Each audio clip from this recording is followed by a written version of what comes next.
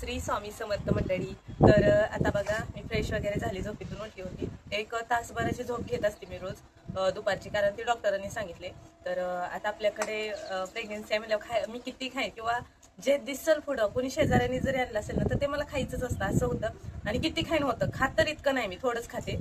तर बघा म्हणजे सारखं तोंड चालू असतं असं म्हणाय काय हरकत नाही. पेरू, आता पेरूमध्ये ना फॉलिक ऍसिड असतं, प्लस आपलं पोट चांगलं साफ होतं. आणि म्हणून मला, आणि आधीच मला पेरू खूप आवडतो. तर पेरू माझा ह्या प्रेग्नन्सीमध्ये ना पहिल्यापासून आहे. फॉलिक ऍसिडच्या गोळ्या मी खूप अवॉइड केल्यात, खाल्ल्याच नाहीत म्हणायला हरकत नाही. काय त्यासाठी मी पेरू खाण्यामध्ये ठेवते, अल्टरनेट ठेवते पेरू संत्री, पण मला पेरू जास्त आवडतो. त्यानंतर गरमागरम मॅगी करून घेतली. मॅगी खायची इच्छा झाली, असं चटपटीत पण खायची इच्छा होती.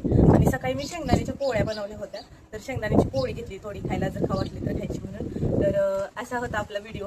आणि खाण्यापिण्याच्या माझ्या चवी म्हणजे अलीकडं मला असं जसं 5वा महिना लागलाय ना तसं किती खावं असं झालंय. म्हणजे आधीचे 4 महिने मला खाऊ वाटत नव्हतं, पण जसं 5वा लागलाय ना तसं थोड्या दिवसानंतर किती खाऊ असं झालंय. आणि ते तुमच्याबरोबर पण होत असेल किंवा पुढं होईल वगैरे. तर असं होतं आपला व्हिडिओ. लाईक शेअर सबस्क्राईब करा विसरू नका. चला भेटू पुढच्या नेक्स्ट व्हिडिओमध्ये, तोपर्यंत बाय.